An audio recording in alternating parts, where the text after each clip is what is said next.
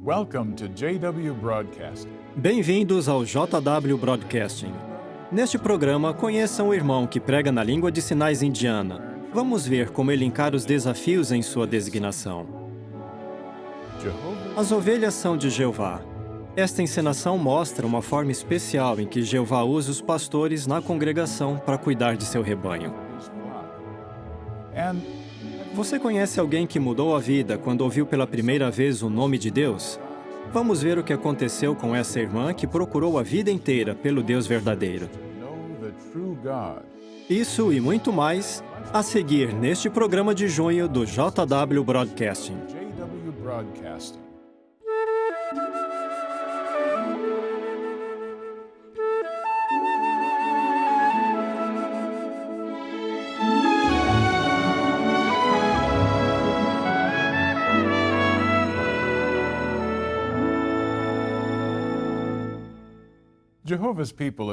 Para o povo de Jeová, estudar a Bíblia sempre foi uma parte essencial da vida. A lei que Deus deu aos israelitas ordenava que o rei lesse a lei todos os dias da sua vida. Com isso, ele aprenderia a temer a Jeová, seu Deus.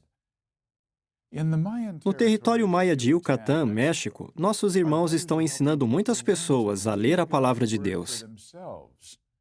Quando elas conseguem isso, sua vida muda e elas aprendem mais rápido a temer a Jeová, seu Deus.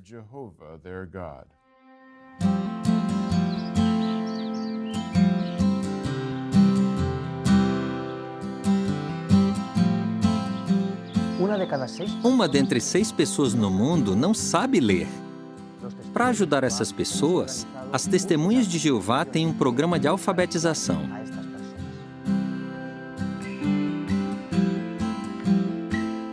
Eu não gosto de ler. Eu sempre dormia nas reuniões.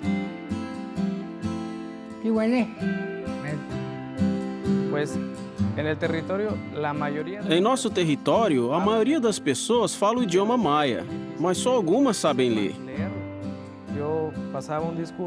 Uma vez eu dei um discurso e citei um texto. Elas procuraram na Bíblia, mas dava para perceber que não entendiam nada. Eu quis aprender a ler para saber mais sobre Jeová e sobre a sua palavra, a Bíblia. Uma irmã vinha em casa para me ensinar.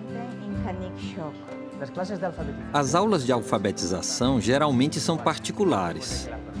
Primeiro, nós estudamos a Bíblia com a pessoa e depois de cada estudo praticamos um pouco a leitura. Mas quando os anciãos percebem que mais pessoas poderiam ser ajudadas, eles programam aulas coletivas no Salão do Reino. Nós usamos a cartilha Aplique-se à Leitura e à Escrita. Essa cartilha está disponível em 30 idiomas da América Central. Nós usamos também outros recursos de aprendizagem para ajudar no desenvolvimento dos alunos. Por exemplo, nós escrevemos num quadro palavras difíceis de pronunciar. Isso ajuda muito na hora da leitura. Algumas pessoas aprendem bem rápido, outras têm mais dificuldade. Mas com a prática, elas também aprendem a ler. Eu sou um bom pedreiro. Mas aprender a ler não é fácil, não. Aprender a ler na idade dele é um desafio e tanto. A capacidade de aprendizagem varia de pessoa para pessoa. Com algumas, é preciso ter mais paciência. A primeira palavra que eu aprendi a escrever foi Jeová. Eu digo pra ele, tá vendo? É assim. Aí ele diz, você não está tendo paciência comigo. Ter senso de humor ajuda muito. Ficar pensando nos erros só atrapalha. Desde 1946, mais de 152 mil pessoas no México aprenderam a ler, graças a esse programa. O Ministério da Educação reconheceu o valor de nosso trabalho e da ajuda que nós temos dado no combate contra o analfabetismo no país. Aprender a ler ajuda no dia a dia das pessoas, principalmente a conhecer melhor a Jeová e as prepara para ensinar outros. Antes, eu precisava decorar tudo o que eu queria dizer. Mas agora, eu posso ler textos curtos, diretamente na Bíblia.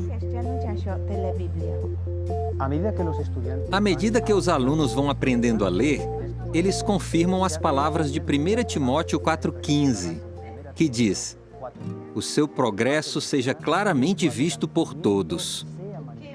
E não há como negar isso. Meu marido era alcoólatra, fumava e falava palavrões, mas ele fez grandes mudanças na vida. Esse programa de ensino ajudou muito e as bênçãos de Jeová também têm sido muitas. Aprender a ler me preparou mais para o batismo. Ajudar as pessoas a ler e a escrever me dá muita satisfação. Eu fico muito feliz quando vejo a alegria delas ao lerem e entenderem o que estão lendo. Para mim, foi muito bom. Agora, eu consigo ler a Bíblia junto com a minha família, e isso me deixa muito feliz. Nossa família ficou mais unida. Nossos filhos passaram a ter mais respeito pelo pai. Sou servo ministerial agora. Quando eu vou de casa em casa, algumas pessoas dizem: "Eu não sei ler." Eu respondo: "Eu também não sabia, mas agora sei e aprendi sobre Jeová. Você também pode."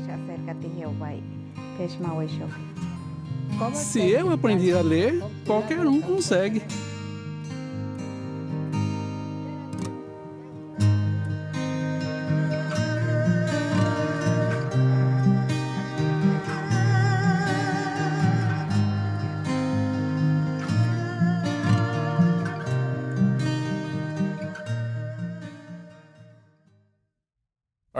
Nosso tema para este mês é: pensem uns nos outros para estimular e encorajar. JW Broadcasting. Por que a gente gosta tanto? Muitos dizem que o programa mensal os ajuda a se aproximar mais dos irmãos e da organização de Jeová.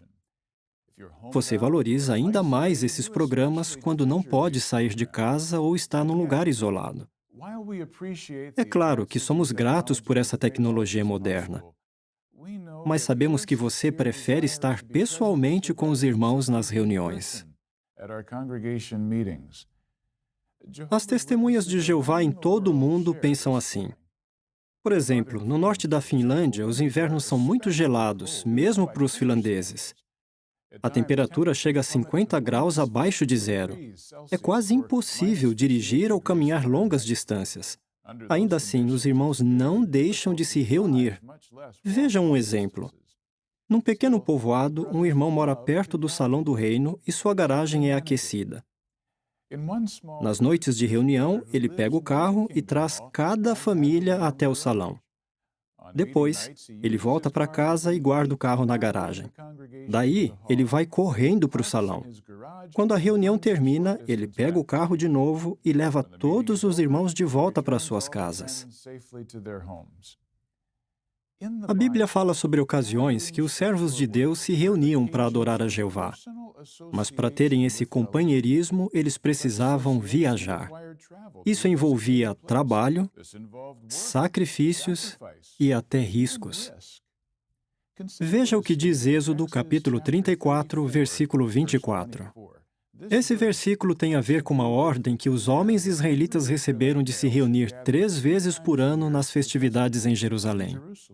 O que poderia acontecer na prática? Será que a nação não ficaria vulnerável a ataques sem nenhum homem ali para protegê-la? E se as nações vizinhas ficassem sabendo que quase todos os israelitas iam religiosamente para Jerusalém 3 vezes por ano? Será que algumas delas não acabariam invadindo e saqueando as cidades? Em Êxodo 34, 24, encontramos a espantosa resposta de Jeová. Expulsarei as nações de diante de você e aumentarei o seu território, e ninguém cobiçará, Viram? Nem cobiçar a sua terra quando você subir 3 vezes por ano para comparecer perante Jeová, seu Deus. Jeová cumpriu essa promessa. É um fato histórico que, de 1513 a.C. até 66 d.C., nenhuma nação estrangeira invadiu o território dos israelitas durante aquelas 3 festividades anuais. Jeová desejava muito que seu povo se reunisse no mesmo lugar. Na era cristã, o apóstolo Paulo escreveu em 1 Coríntios capítulo 14, versículo 23, sobre a congregação inteira se reunir. Agora, é claro que naquela época não existia a tecnologia moderna de transmissão, mas havia outros meios de comunicação, como cartas, que não exigiam que as pessoas estivessem no mesmo lugar. Ainda assim, o apóstolo João, um hábil escritor, preferia ver os irmãos pessoalmente, como ele disse em 2 João 12. Ou veja o que diz Jó 1:6. Chegou o dia em que os filhos do verdadeiro Deus foram apresentar-se perante Jeová. Jó 2:1 também fala de outra reunião assim. Pense, Jeová, tendo todos os métodos imagináveis de comunicação à sua disposição, marcava dias específicos para que suas criaturas espirituais se reunissem diante dele. Fica claro que a Bíblia incentiva os servos de Deus a sempre se reunir. Assistir a uma reunião virtualmente por meio da tecnologia moderna tem o seu valor, e ficamos felizes de usar essa tecnologia. Mas nada substitui estarmos juntos. E por que não? Por causa dos benefícios que recebemos. E não é só porque recebemos alimento espiritual nutritivo e variado. Não, a TVJW também nos oferece isso. As reuniões nos encorajam, mas a TVJW também. Os comentários e os cânticos nos fortalecem, mas também podemos ouvi-los na TVJW. Mas é só quando estamos juntos, no mesmo lugar, que podemos fortalecer nossos irmãos com nosso zelo, nosso sorriso, nosso aperto de mão. É nas reuniões que a gente pode mostrar a nossos irmãos que eles merecem o nosso tempo, a nossa atenção e a nossa preocupação. É por isso que os visitamos quando eles não podem sair de casa ou estão isolados. Queremos mostrar que os amamos. Além disso, recebemos a influência do Espírito Santo de uma forma especial nas reuniões.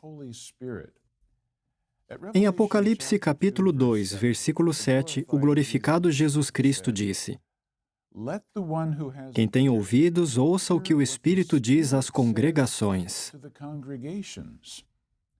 Nós precisamos desse Espírito para resistir às tentações e ter mais coragem e habilidade para pregar e para tomar boas decisões.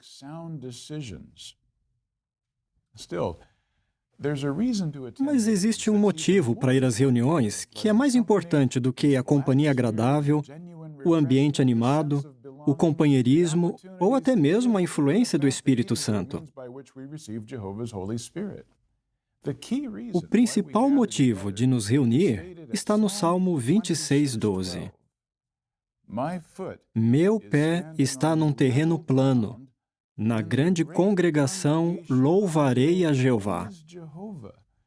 Sim, o principal motivo de nos reunir pessoalmente é dar a Jeová o que ele merece: louvor, glória, sim, adoração. Ir às reuniões mostra a Jeová que queremos ser amigos dele e de seu filho. Por amor, Jeová convida as pessoas a servi-lo e continuar vivendo. Sendo eterno, Jeová pode manter essa amizade para sempre. O inimigo dele não pode dar vida eterna. Então ele promove o egoísmo, o orgulho e outras qualidades negativas que separam as pessoas, mesmo elas estando no mesmo lugar fazendo as mesmas coisas. Em contraste, nosso grandioso Deus atrai seu povo a ele, a seu Filho e uns aos outros, para que todos sejam um. Como Jesus orou em João 17:21. E não é só estar no mesmo lugar que nos une. Muitas pessoas convivem no mesmo espaço quando estão num supermercado, assistindo a um evento esportivo ou num transporte público. Multidão não significa união. Então, por que nossas reuniões são diferentes? Veja como Hebreus 10, 24 e 25 responde a essa pergunta. Aqui está o padrão divino para todas as nossas reuniões. E pensemos uns nos outros para nos estimular ao amor e às boas obras, não deixando de nos reunir, como é costume de alguns, mas nos encorajando uns aos outros e ainda mais ao passo que vocês veem chegar o dia. O que significa pensar uns nos outros e estimular ao amor e às obras excelentes? E como nós podemos encorajar uns aos outros? O verbo pensar também pode ser vertido por preocupação uns com os outros, estar atento uns aos outros. Então, quando nós pensamos uns nos outros, nós mostramos interesse que vai muito além de um breve cumprimento. E, quando ficamos atentos uns aos outros, conseguimos motivar uns aos outros à ação. Como podemos fazer isso? Não por fazer comparações ou embaraçar nossos irmãos, pois isso não encorajaria ninguém. Nós queremos animá-los. Quando nos esforçamos para fazer isso, podemos ter certeza de que o Espírito de Jeová fará o resto e que nossos irmãos vão se sentir revigorados.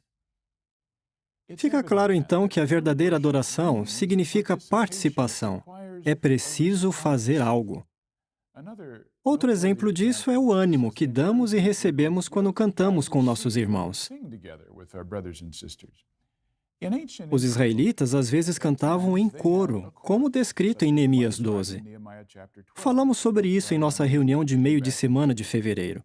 Grande parte do canto em Israel era antifônico, ou seja, alguns cantores cantavam e outros respondiam. Por exemplo, o Salmo 106, que começa e termina com as palavras Louvem a Jah ou Aleluia, incentivava as pessoas a responder Amém. O Salmo 136 foi escrito de uma forma que permitia que vários coros respondessem uns aos outros. Imagine os coros cantando essas linhas alternadamente. Agradeçam a Jeová, pois Ele é bom. O seu amor leal dura para sempre. Agradeçam ao Deus dos deuses, pois o seu amor leal dura para sempre. Agradeçam ao Senhor dos senhores, pois o seu amor leal dura para sempre. E assim continuava por 26 versos. Hoje também, quando cantamos, mostramos que damos valor à bondade de Jeová. É uma alegria estar na companhia de irmãos que expressam todo o seu profundo amor por Jeová pela maneira como cantam.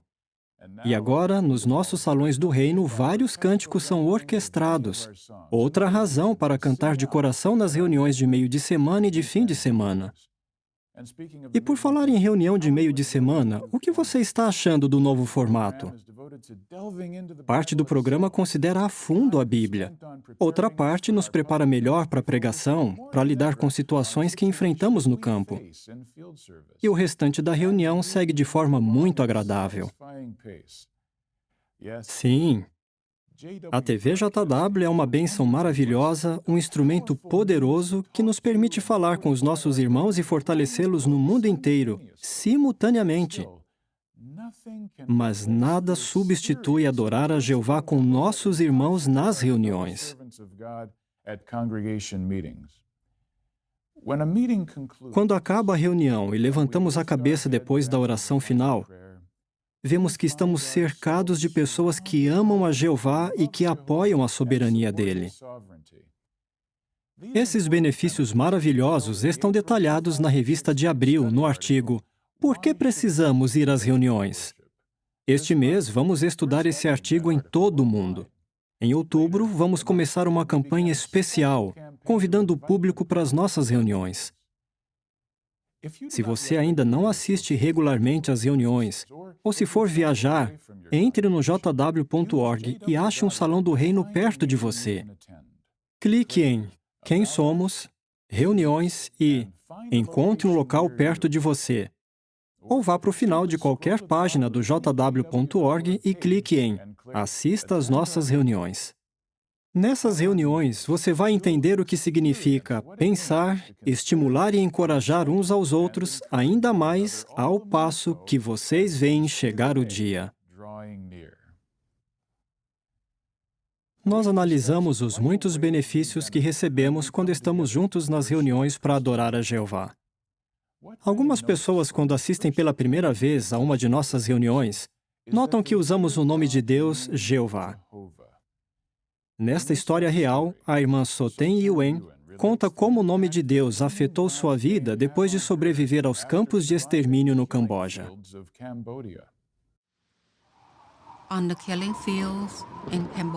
Nos campos de extermínio no Camboja, eu orei a Deus, mas eu não sabia o nome dele. Em 1975, o Partido Comunista do Khmer Vermelho dominou o Camboja. Esse regime sanguinário causou um dos piores massacres do século XX. Mais de 1 milhão de pessoas morreram. Eu era bem jovem quando fui separada da minha família e levada para trabalhar nas plantações de arroz, das 5 da manhã às 9 da noite. Eu vi algumas crianças sendo mortas e, desesperada, eu pedi ajuda em silêncio. Eu sempre pensava, quando será minha vez? Mas no íntimo, eu acreditava que em algum lugar existia um Deus verdadeiro e que de alguma forma Ele me ajudaria. 1 ano depois, minha família decidiu fugir do Camboja. Nós caminhamos por mais de 6 meses até a Tailândia. Dos meus 20 irmãos, só 4 sobreviveram.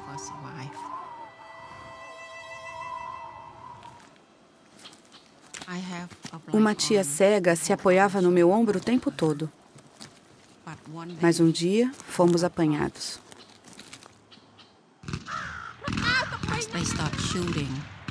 Durante o tiroteio, puxei minha tia para o chão e fingimos estar mortas. Quando nos levantamos, eu não tinha ideia de onde meus pais estavam. Nós andamos sem rumo por muitos meses pela floresta. Comíamos qualquer coisa que achávamos. Um dia eu saí em busca de comida. Acabei me distanciando tanto que não sabia mais voltar. Comecei a chorar desesperadamente debaixo de uma árvore. Olhei para o céu e orei ao Deus verdadeiro. Desde criança, fui ensinada a orar para Buda. Mas naquela noite, eu disse especificamente que não estava orando para Buda, eu estava orando para o Deus verdadeiro.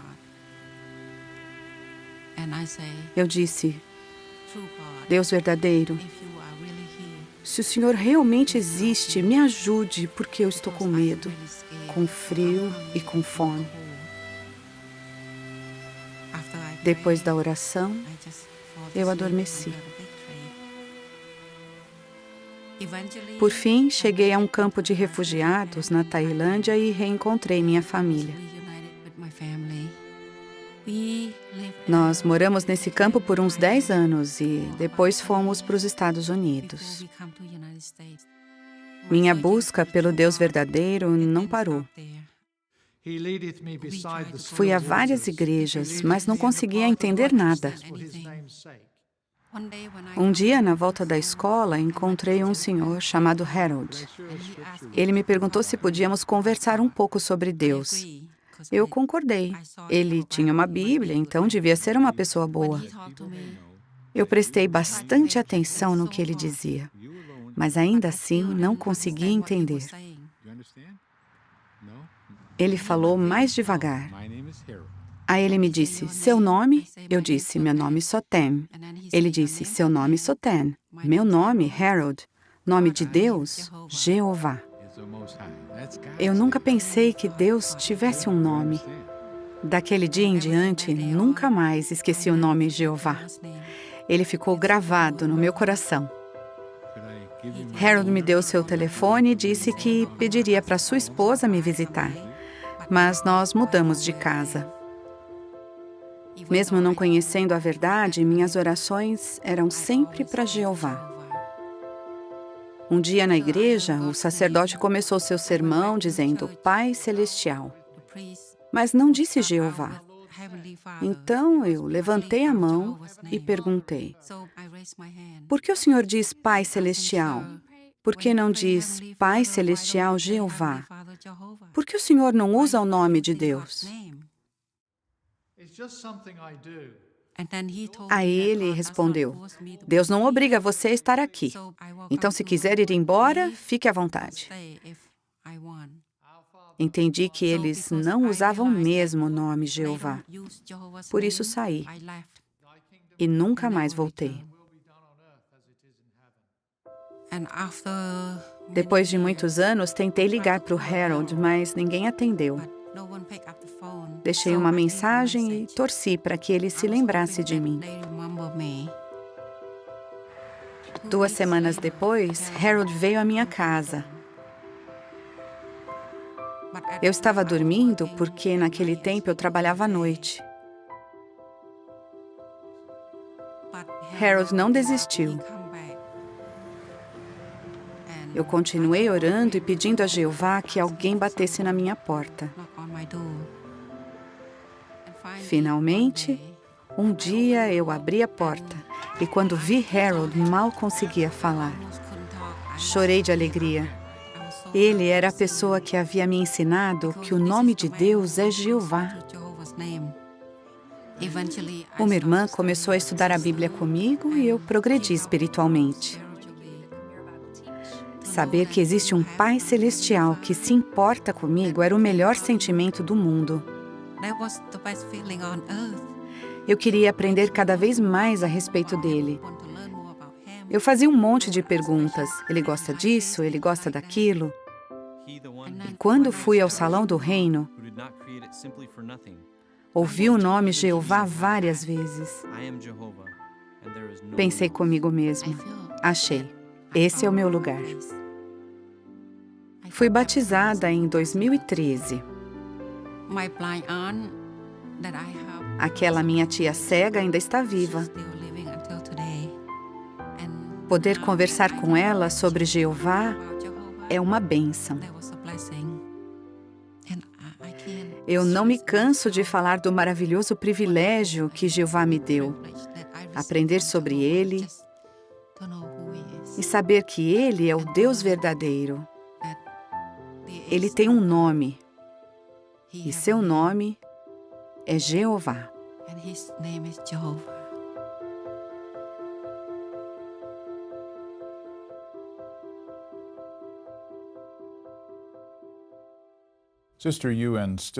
A irmã Yuen ainda tem lembranças dolorosas do que ela e sua família sofreram por causa das guerras. Mas agora, assim como nós, ela tem esperança para o futuro e o consolo de conhecer seu Pai Celestial, Jeová. Ela também tem a alegria de adorar o Deus verdadeiro junto com seu marido e sua jovem filha. Nas reuniões, nós ajudamos os irmãos a continuar achegados uns aos outros, como parte de um só rebanho, que segue a um só pastor. Na próxima encenação, veja como um jovem recebe o amor de Jeová por meio de fiéis subpastores. Eu sempre gostei de música. Eu ganhei minha primeira guitarra aos 15 anos de idade. E de lá pra cá, esse é o meu jeito de me expressar. Um dia, me chamaram para tocar numa banda. Eu aceitei na hora. Eu gosto muito de tocar. E eu pensei que ser músico me faria muito feliz.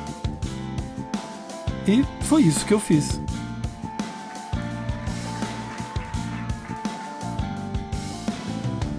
Mas a realidade não era bem como eu pensava.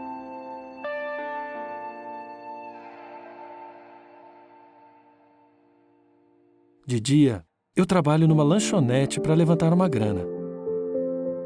Eu pensei que eu teria uma vida melhor. Mas parece que sempre faltava alguma coisa. Eu me sentia meio perdido, sabe? Puxa, me distraí.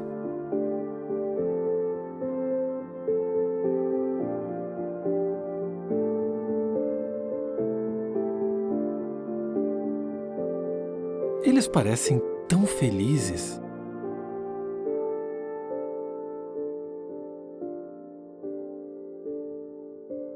Ele me deu um folheto e me disse: muitas pessoas estão procurando a felicidade. Talvez você também esteja. Isso vai te ajudar.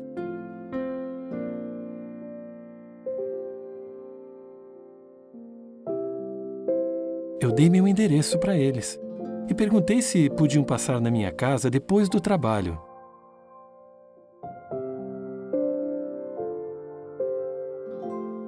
Eu estava mesmo procurando. E as respostas estavam bem na minha frente.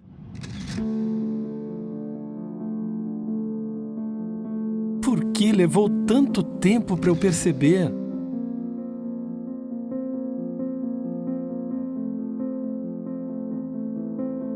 Sabe, eu era batizado, mas nunca dei muito valor para a verdade.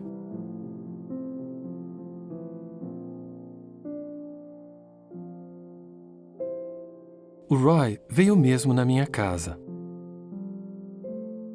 E eu disse para ele que eu era batizado.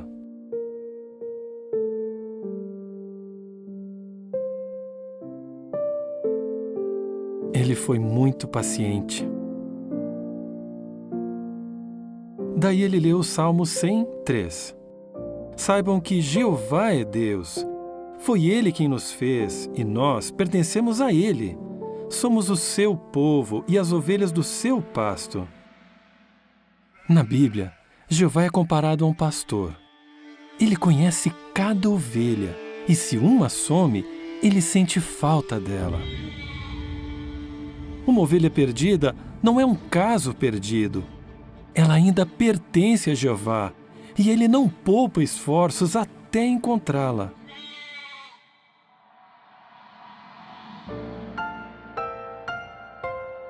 Eu era como uma dessas ovelhas.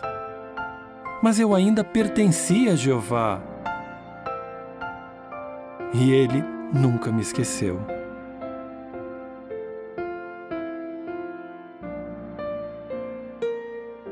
O Roy prometeu que manteria contato e me convidou para a reunião de domingo.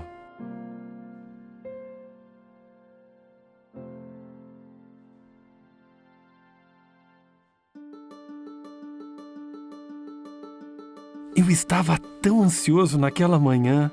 Eu queria estar bem arrumado.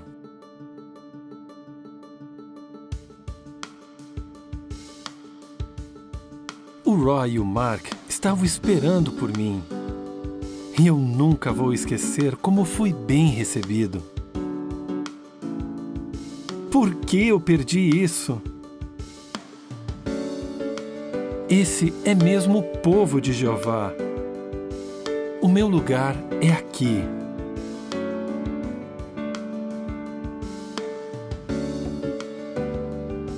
A verdade nunca fez tanto sentido.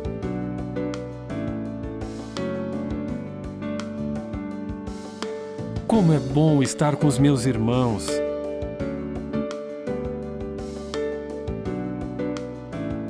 E hoje, o que eu mais gosto de fazer é ajudar outros a encontrar nosso Pai querido, Jeová. Com a ajuda de Jeová, eu nunca mais vou me perder.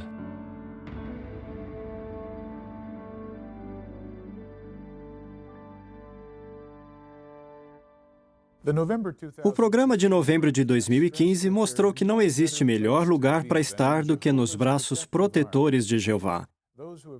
Os que se afastaram de Jeová foram incentivados a agir sem demora. E, como vimos, Jeová dá pastores para cuidar e orientar suas ovelhas com carinho, a fim de que elas voltem à sua organização. Quando a pregação começou em países como a Coreia do Sul, Jeová muitas vezes usou missionários para fortalecer os irmãos. Nesta entrevista de nossos arquivos, o irmão Chon Neil Park fala como isso afetou seu serviço sagrado e o preparou para enfrentar futuras provações.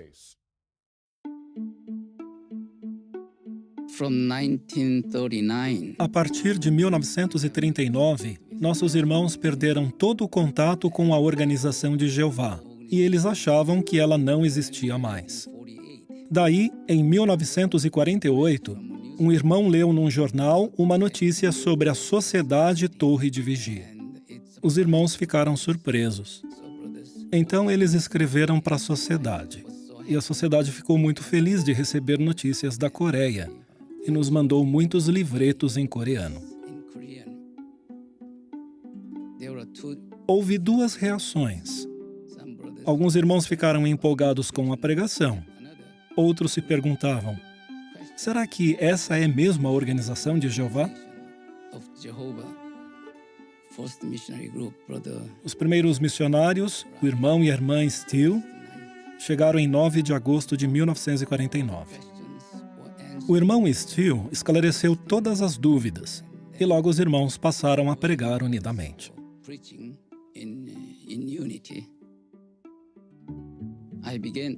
Eu comecei o serviço de pioneiro em janeiro de 1950. E em março de 1950 chegaram mais 6 missionários de Gileade. Nós tínhamos apenas uma congregação em Seul. Os missionários tinham muitos estudos e muitos interessados começaram a ir às reuniões. Programamos um discurso público no auditório de uma escola pela primeira vez. E mais de 360 pessoas vieram assistir ao discurso, apesar de termos só uns 60 publicadores.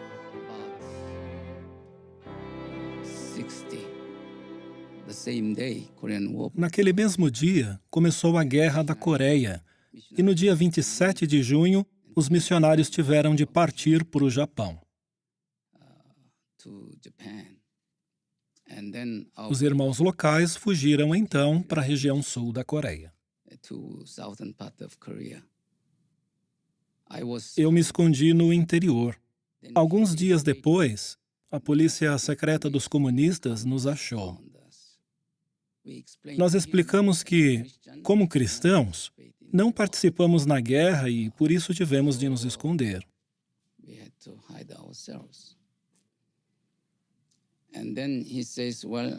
Aí ele disse: eu não sei muita coisa de religião, então vou trazer um colega que entende desse assunto. Amanhã eu volto. Não saiam daqui.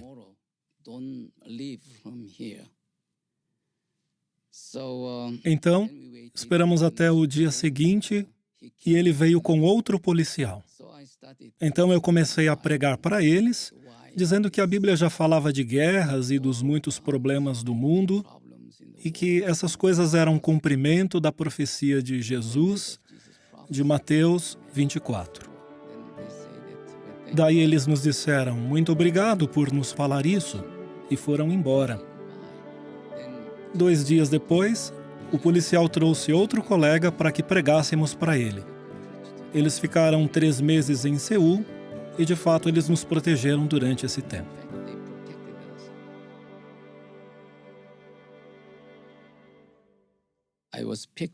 Eu fui escolhido pelo exército sul-coreano para servir na unidade de apoio.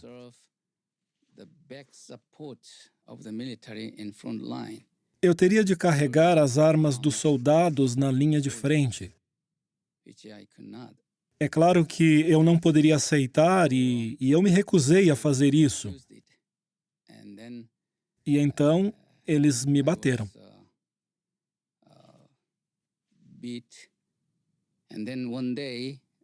Certo dia, essa companhia teve de ir para outro lugar. Eu me escondi no telhado para eles não me verem quando saíssem.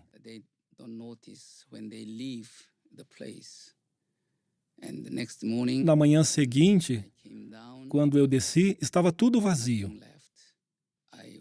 Eu saí e fui andando pela rua e então vi uma placa que dizia Associação Internacional dos Estudantes da Bíblia. Fiquei ali com os irmãos durante 6 meses. O irmão Steele voltou do Japão sozinho para cuidar dos irmãos. Em 1952, ele me indicou para cursar Gilead. Eu fui convidado para a 22ª turma, então eu fui tirar meu passaporte. E aí o governo descobriu que eu não tinha servido o exército.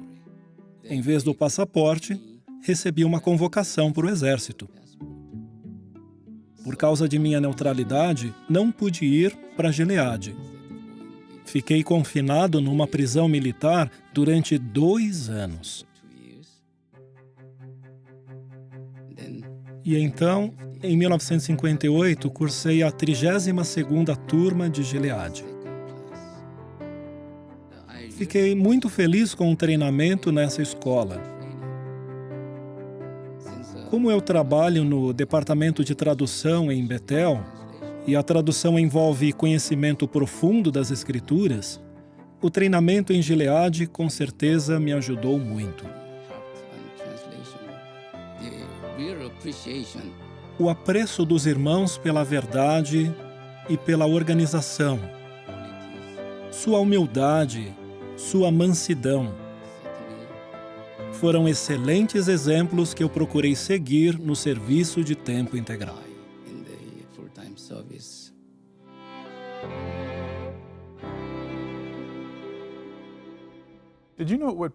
Você notou o que mais fortaleceu o irmão Park, apesar das perseguições e prisões por causa de sua fé? Foram as qualidades cristãs de seus irmãos e o treinamento fornecido pela Organização de Jeová, que é outro exemplo dos benefícios que recebemos por estarmos juntos nas reuniões. Para saber mais sobre a vida e a fé do irmão Park, leia sua biografia na Despertai de dezembro de 2008, página 12. Seguindo o exemplo de irmãos veteranos, muitos jovens estão aceitando designações desafiadoras que dão a eles ricas bênçãos espirituais. Vamos agora para a Índia, conhecer o irmão Francis Rodrigues. Ele usa o treinamento que recebeu na Escola para Evangelizadores para pregar no campo de língua de sinais indiana. Quando eu era mais novo, eu conheci 2 pioneiros especiais e eu vi que eles eram muito felizes no serviço de Jeová. Eu tive a chance de trabalhar em outro país, mas eu preferi servir a Jeová por tempo integral. No serviço especial de tempo integral, Jeová me dá tudo o que eu preciso. Eu me esforço para ser uma boa ferramenta em suas mãos e deixo que Ele me use onde quiser. No ano passado, eu fui designado para o campo de língua de sinais indiana. Eu já preguei em uns 20 territórios não trabalhados. Nós começamos a procurar os surdos às 7 da manhã. Quase todos nos povoados trabalham na roça e voltam para descansar.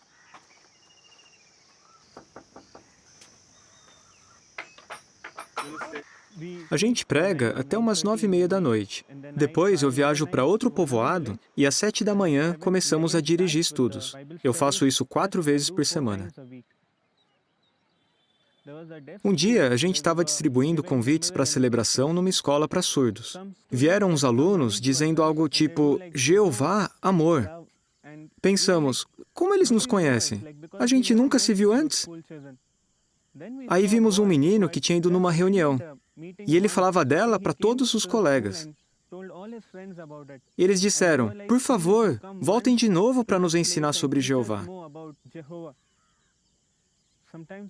Às vezes, nós encontramos surdos que nunca foram à escola. Então, nós observamos como eles se comunicam com os pais e daí nós nos adaptamos à língua de sinais deles.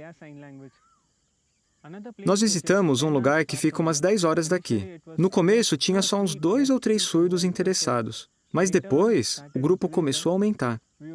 O primeiro estudo era às 7 da manhã. E os estudantes vinham, um após o outro. Às vezes, tinha tanta gente que nós juntávamos de 10 a 12 pessoas para estudar. Nós parávamos às 8h30 da noite, porque eu ainda tinha que viajar 10 horas de trem para chegar em casa. A gente foi visitar Betel com um grupo. Depois da visita, 2 garotas surdas começaram a chorar e disseram: "Esses irmãos foram tão bons para a gente que agora vimos que Jeová é mesmo o único Deus verdadeiro." Desde então, elas têm feito muitas mudanças, e uma delas agora é publicadora não batizada. Quando eu vejo que os surdos estão felizes, fazendo mudanças e tendo uma boa amizade com Jeová, eu me sinto ainda mais feliz. Tem muitos desafios na minha designação. Algumas viagens duram umas 10 horas, e isso é muito cansativo. Às vezes, os trens estão superlotados.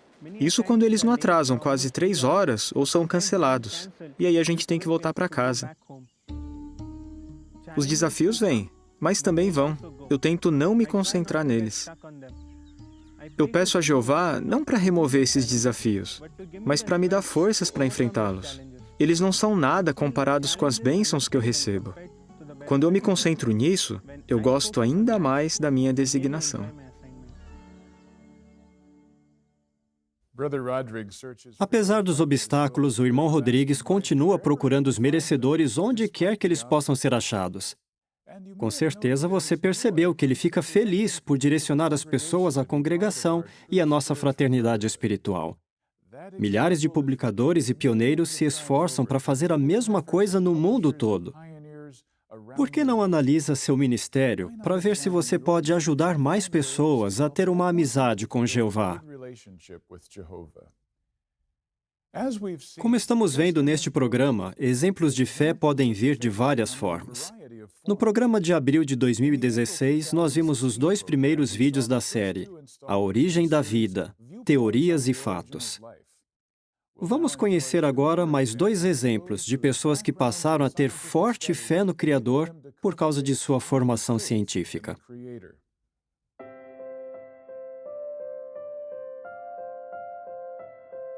Me llamo Rocío Picado Herrero. Meu nome é Rocío Picado Herrero. Eu estudei Química na Universidade de Salamanca, na Espanha, e me especializei em Química Orgânica. Essa área estuda os átomos de carbono e todos os compostos que resultam desse átomo. Eu acreditava que a vida surgiu por meio da evolução. Eu me lembro de ter visto uma gravura num livro de ciências que mostrava embriões de diversos vertebrados, e eles tinham semelhanças impressionantes nas fases iniciais de desenvolvimento. Mas daí eu entrei para a universidade e comecei a estudar em detalhes os processos em que a teoria da evolução se baseia. Foi uma surpresa descobrir que não existem fatos que comprovam esses processos. Por ser química, eu sou fascinada pela distribuição dos átomos dentro de uma molécula. Nos seres vivos, é interessante que todos os 20 aminoácidos essenciais, as proteínas básicas para que exista vida, são levógeros. Ou seja, quando a luz polarizada atinge esses aminoácidos, eles giram a luz para a esquerda. Não existe explicação para isso, porque, pela lógica, se esse processo fosse aleatório, metade giraria para a direita e metade para a esquerda.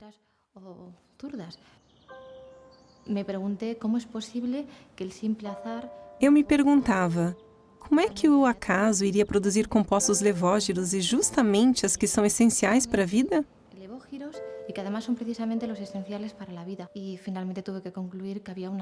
Eu acabei chegando à conclusão de que tinha que existir um criador da vida, um projetista dos elementos e dos aminoácidos necessários à vida. Eu tive uma criação religiosa, mas não tinha uma ideia clara de quem era Deus. Para mim, ele era só um ser supremo a quem a gente tinha que prestar contas. A Bíblia não é um livro de ciências. O objetivo dela não é descrever o universo e as suas leis. Só que, quando ela trata de assuntos científicos, ela faz isso com uma enorme exatidão. Para mim, o melhor foi descobrir que eu posso ter um relacionamento pessoal com o Criador do universo. Um universo que me fascina do ponto de vista científico.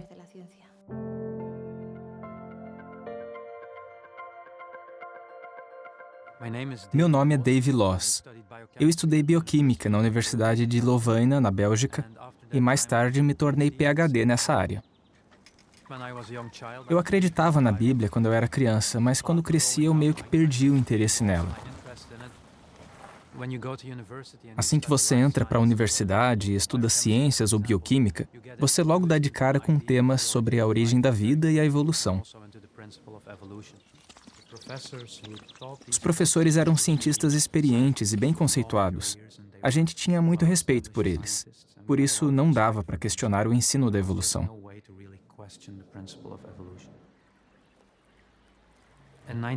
Em 1999, estourou uma guerra na Europa, em Kosovo. E eu me lembrei que, quando eu era criança, eu tinha lido na Bíblia sobre coisas que iriam acontecer no futuro. Eu fiquei me perguntando se essa guerra era um desses acontecimentos. Foi assim que eu peguei numa Bíblia de novo.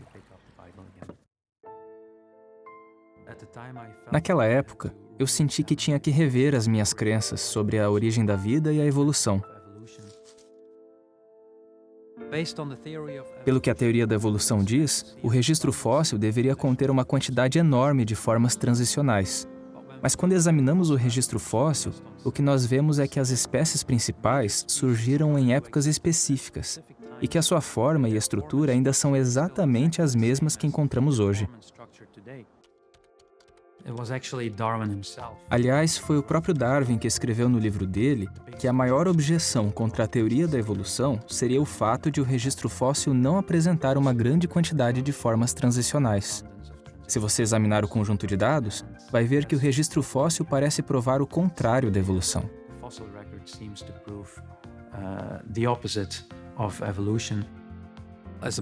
Como bioquímico, eu tive a chance de estudar diversas biomoléculas. Eu notei que cada biomolécula é, na verdade, uma molécula complexa. Elas são como motores ou máquinas moleculares extremamente pequenas que realizam tarefas bem complexas e específicas. Para mim, a complexidade da natureza e dessas moléculas provam que existe mesmo um Criador. Você notou que pontos em comum você poderia usar para conversar com um evolucionista? Quando a irmã Picado Herrero viu sua pesquisa química Evidência de Projeto, ela se lembrou do que tinha aprendido sobre Deus no passado. Talvez você encontre um evolucionista que nunca tenha achado respostas às suas dúvidas sobre Deus, e talvez ele aceite as evidências simples que você mostrar sobre o Criador. Os acontecimentos mundiais motivaram o irmão Loss a pegar a Bíblia e rever suas crenças. Todos com quem falamos, até os evolucionistas convictos, são afetados pelas condições do mundo, e talvez eles ouçam a nossa mensagem de esperança. Então, quando alguém disser que acredita na evolução, não conclua logo que ele não vai ouvir as boas novas.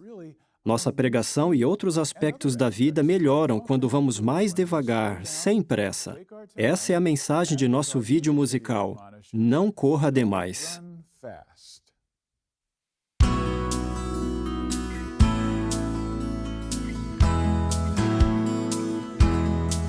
Escolha andar e não correr.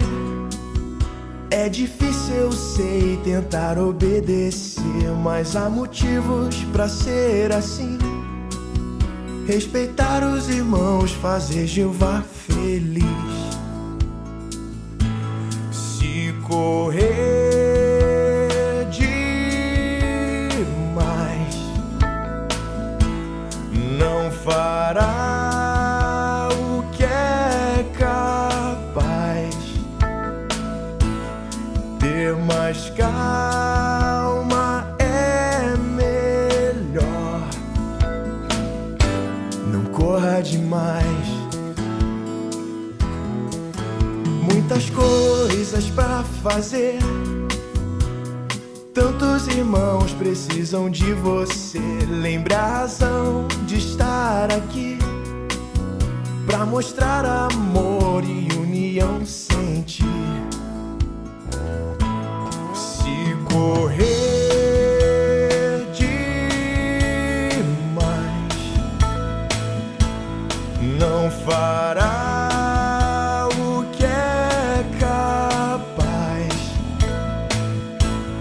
Ter mais calma é melhor.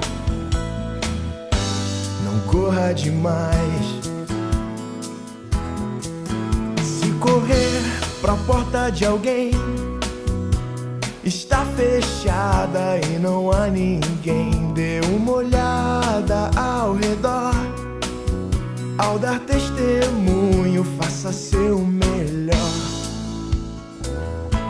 Se correr demais, não fará o que é capaz. Ter mais calma é melhor. Não corra demais.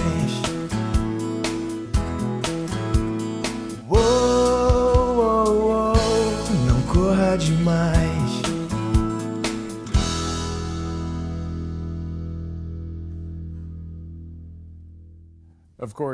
É claro, nós nunca devemos correr no Salão do Reino. Mas em sentido figurado, esse aviso de não correr não se aplica só às crianças. Como vimos, mesmo quando estamos ocupados com algo teocrático, ainda podemos tirar tempo para motivar e encorajar nossos irmãos.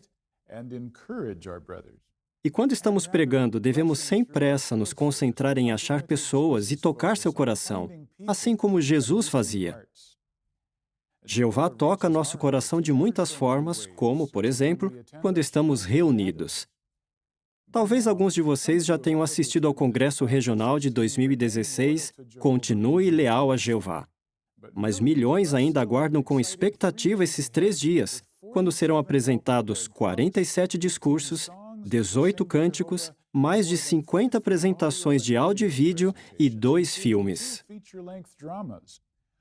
Todas as partes do Congresso foram preparadas para nos ajudar a continuar leais a Deus apesar de grandes desafios. E como podemos nos manter leais diante de situações estressantes e de tentações? O que Jeová ensinou a Jó que pode fortalecer nossa lealdade? E por que a Bíblia diz que o amor leal de Jeová é melhor do que a própria vida? Para saber o que mais nos aguarda, veja o programa completo do Congresso, que pode ser baixado do jw.org. Não perca nenhuma parte do Congresso. Continue leal a Jeová. Para terminar, queremos enviar a vocês os cumprimentos da congregação Las Perlas Gaberi, no Panamá. A região Bolcan é o ponto mais alto do país e tem um clima fresco, bom para o cultivo de café e verduras. Os meses de colheita, que vão de outubro a dezembro, trazem a essa região muitas pessoas que falam Gaberi. Seu jeito bondoso dá aos irmãos a oportunidade de falar a elas sobre o reino de Deus. Os irmãos locais ajudam a cuidar do escritório remoto de tradução do Gaberi. E alguns estão aprendendo essa língua para ajudar na colheita espiritual.